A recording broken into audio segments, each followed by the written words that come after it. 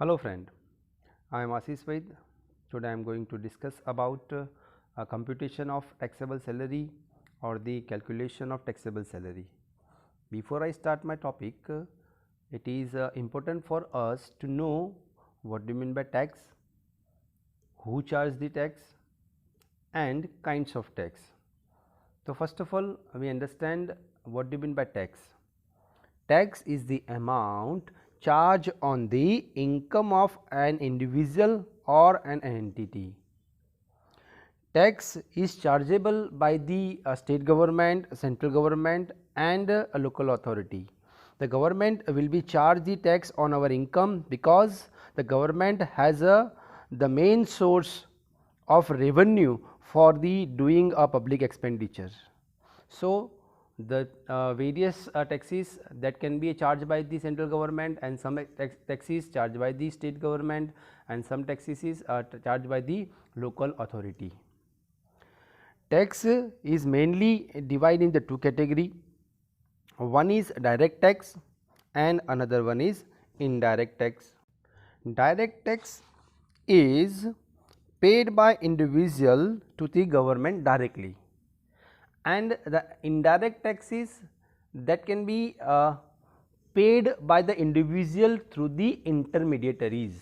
It means that the indirect expenses individual cannot be paid directly to the government, but the direct expenses the individual and any entity will be paid the direct tax directly to the government. Direct tax like the income tax, that is the direct tax, and the corporate tax, it is also direct tax. Then examples of indirect taxes like the VAT, service tax, and then the stamp duty, then the custom duty, but nowadays the VAT and service tax are removed by the GST.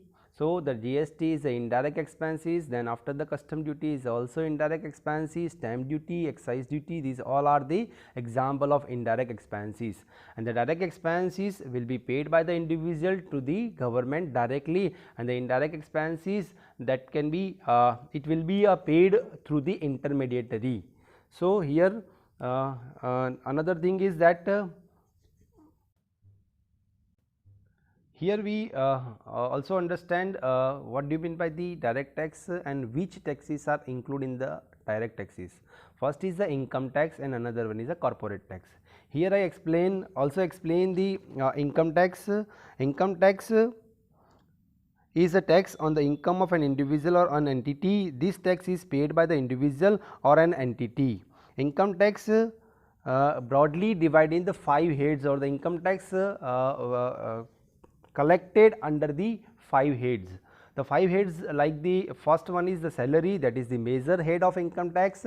The government can collect the majority of taxes from the salarized person. So, salary is the major head of the income tax. Another head is profit and gain from business and profession. It means that all the business can pay their tax, or all the business can compute their tax under the head of profit and gain from income and profit and gain from business and profession. So, all the businesses and professions are compute their tax or paid their tax on the head of under the head of profit and gain from business and profession. Second thing is that the third head, that is income from house property. So, the income from house property means if the anybody person or anybody individual can give their house property on a rent, the rent one kind of that is the income of any individual person. So, the rent of the house property then also taxable or compute under the head of income from house property. Next one is capital gain. Capital gain means a gain will be arise from transfer of properties. It means that the gain is arise from the sales and purchase of properties. The properties like the equity share, the property like the building, the property like the diamond, jewelry, etc. The gain is arising from the transfer or the sales and purchase of the particular property. It will be the capital gain, and the capital gain is compute or taxable under the head of capital gain. And the last and final, that is the income from other sources. It means that if the any person or an individual person can get the any other incomes, the other incomes like the interest on FD, other incomes like the interest on debenture, interest on investment, these all are the incomes are compute or the taxable under the head of income from other sources. So here the Income Tax Act broadly divide in the 5 heads. One is salary, second one is profit and gain from business and profession, third one is capital gain, fourth one is income from house property, and last one is income from other sources. It means that each and every individual income are taxable under their separate head. Suppose the salary is taxable under salary head, then profit and gain is taxable under the profit and gain from business and profession, then the rent of house property is also taxable under the house property head, income from house property head, then gain received from the sales and purchase of property, it is also taxable under the head of capital gain, and other incomes are taxable under income from other sources. Now here I will discuss about the salary. Salary is the major head of income tax. So how to calculate the salary? First of all we understand which are the components, what are the components of salaries. It means that which incomes are included in the head of salary. So first of all we understand what do you mean by salary. Salary is the payment made and the facilities provided by an employer to his employee for service render. It would be chargeable to a tax as a income from salary. Salary may be in monetary terms, salary may be in non-monetary terms.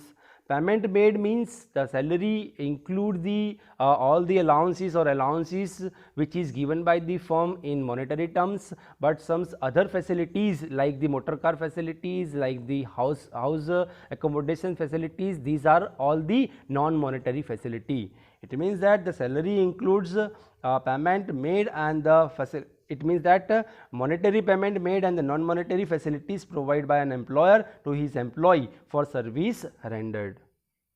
Next one is the salary includes, here I have already discussed, there are two rewards that can be given by the company to his or her employees. Here the salary includes two kinds of facilities, one is monetary facility and another one is non-monetary facility.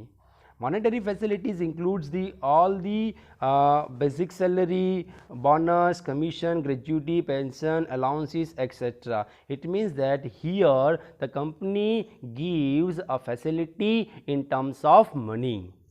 So the basic salary is paid to the employee in terms of money, bonus is also in terms of money, commission, gratuity, pension, allowances, all are paid in terms of money. And the another thing is that the company also give the non-monetary facilities. The non-monetary facilities like the housing accommodation, it means that company can provide the house property to his or her employee. The house property may be a furnished house, the house property may be a unfurnished house. Another non-monetary facility is medical facility. Company can provide the medical allowances, then motor car facility, then motor car again the companies provide the motor car facilities to the specific employees. It means that company provide the motor car facility to the upper category of employees. Next one is the free meals. Sometimes the company can provide the lunch facilities, tea facilities. These all are the facilities are the non-monetary facilities. Even education facilities is also provided by the employer to his employee. The education institutions may be owned by the company or maybe other institutions. It means that company provide the education facility for the employees of for the children of an employee. Here I have already discussed about various facility that provided by company to his or her employee. The facilities like monetary facility and non-monetary facilities. These facilities will be added in the salary for the computation of taxable salary, but all the facilities are not fully taxable. it is taxable up to a certain limit, or it is also taxable for the certain category of employee. So, for this for the understanding of this, we will take one example of the gratuity. Gratuity is one kind of income of salary, and it is taxable under the head of salary. So, first of all, we understand what do you mean by gratuity. Gratuity is a lump sum amount paid to an employee when he or she retires or resigns after a long service. It is a reward for his or her long service. It means that company gives a gratuity to those employees who work for long period. But the gratuity is not a fully taxable for all kinds of employee. It is taxable for a certain category of employee. It is fully exempted for a certain category of employees. For this understanding, we will discuss in the next slide. The gratuity received by the three categories of employee: the gratuity received by the government employee, and the gratuity received by the employee who covered under the Gratuity Act 1972, and the gratuity received by the other category. Here, the gratuity received by the government employee is a fully exempted. The gratuity received by the central government employee, state government employee, and the employee of the local authority is a fully exempted. Second category, that is gratuity received by an employee covered under the Payment of Gratuity Act 1972. The gratuity received by this kind of employee is a partly taxable and partly exempted. So, how we will calculate the exempted amount and how we will calculate the taxable amount of the gratuity for this kind of employee. For calculating the exempted amount or the taxable amount, we will follow the exemption limit for this category of employee. The first is actual gratuity received, second one is the last month's salary multiply 15 divided by 26 multiply completed year of service, and the maximum exempted amount, that is 20 lakhs. Amongst this amount, we will consider a list amount as a exemption. For detail or more understanding, we will take one example in the next slide. So, we will discuss later on in the next slide about the how to calculate the exemption of the gratuity in the category of second. Third category, other employee. Other employee means the employees who are not covered under the Gratuity Act or who are not employed in the government organization. So, this kind of employees that is covered under the category of other employees. The gratuity received by the employees of the statutory corporation and the private sector employees is exempted up to following limit. It means that again here the gratuity received by this kind of employees is partly taxable and partly exempted. So, how we will calculate the exempted amount? So, for the calculation of the exempted amount, we will follow the 3 steps. The first is actual gratuity received, average salary of last 10 months multiply 1 divided by 2 multiply completed year of service, and the maximum amount, that is exempted 20 lakhs. So, here again amongst this amount we will consider the least amount as a exemption. For more understanding of the calculation of exempted gratuity or the taxable gratuity, we will take one example of each and every categories. The first example, that is Sri Kabir Vaid, an employee of the Mahavir Limited, received 18 lakh as a gratuity under the Payment of Gratuity Act 1972 on his retirement on 15 December 2018. He has served the company for a total period of 29 years and 8 months. At the time of retirement, his monthly salary include DNS allowances amounted to rupees 93,600. Is entire amount of gratuity exempted from income tax? Here the Mr. Sri Kabir Vaid, he is a employee who covered under the Gratuity Act 1972. So, for the calculation of the taxable gratuity of Kabir Vaid, we will follow the steps that we have already discussed in the second category. The steps are: number 1, actual gratuity received. Here the Mr. Vaid received 18 lakhs as a gratuity, so actual amount of gratuity received, that is 18 lakh.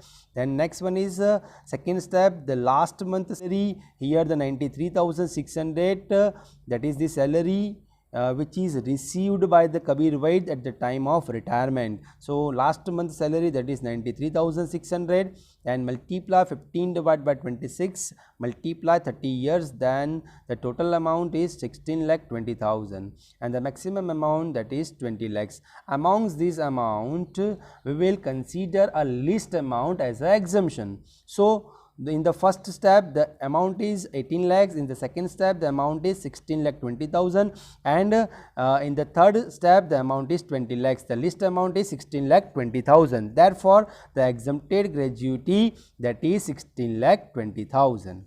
Now in the next session I will discuss about the rest of the things of taxability of salary.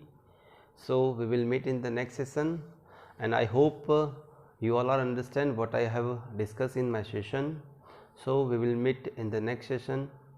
Thank you very much. Goodbye.